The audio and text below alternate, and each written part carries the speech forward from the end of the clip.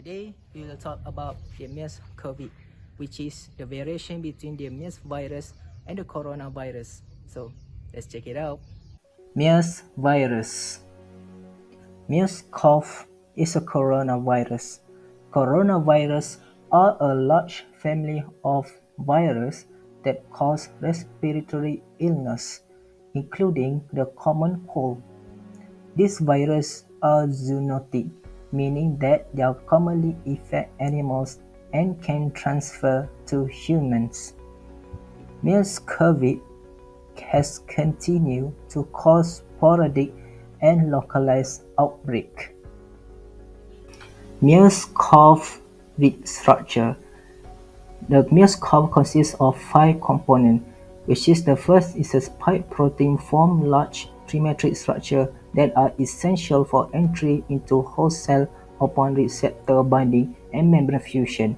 Spike proteins are targeted by host neutralizing antibodies. And the second structure is nucleocapsid. Nucleocapsid binds to the viral RNA genome and ensure the maintenance of the RNA. And the third component is the membrane glycoprotein is the most abundant structural protein of the virus. M proteins are responsible for membrane curvature of the viral envelope, notably through their interaction with the E proteins. And the fourth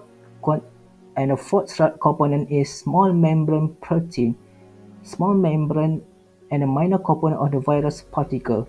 It plays a important role in variant assembly and morphogenesis, alteration of the membrane permeability of host cell and virus-host cell interaction. And the last but not least, the envelope.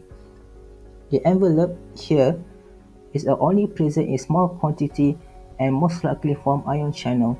E proteins are not necessarily needed for viral replication but are essential for infectivity and pathogenesis.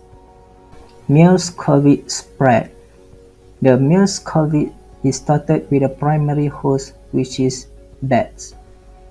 And from the primary host, it will transfer to the intermediate host, which is the camel. And from the intermediate host to the human host occur is a zoonotic transmissions. And after to the human host, it becomes the human-to-human transmission until it becomes a transmission of the virus from a group to be a larger populations. The symptom of the MERS-CoV virus. The people who are being affected by the MERS virus will be experiencing fever, cough, and a shortness of breath. People may also have gastrointestinal problems such as diarrhea, nausea, or vomiting. The symptoms usually appear 5 to 6 days after exposure to the virus, but they may take 2 or 14 days to arise. There are 4 ways to the lower risk for the MERS disease.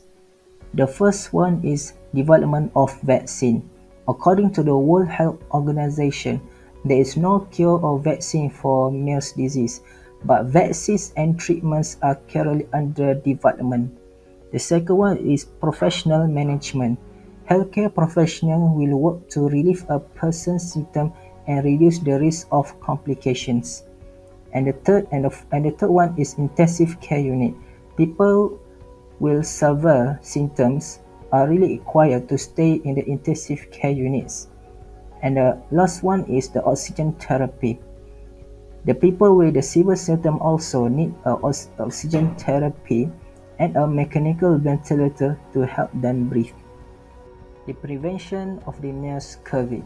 To reduce the risk of MERS-CoV transmission, health authorities recommend frequently washing the hand with soap and water for at least 20 seconds at a time, avoiding uncooked meats and any food prepared in conditions that may not be hygienic, washing fruit and vegetables thoroughly, and the last one is reporting any suspected cases to local health authorities. MERS-CoV is contagious, but the virus does not appear to pass between humans without even a close contact. Therefore, We as a humans must responsible to ourselves and the people around us. Even the virus is not serious, but we don't want the virus to become a pandemic that will spread to ensure the health and the human balance populations.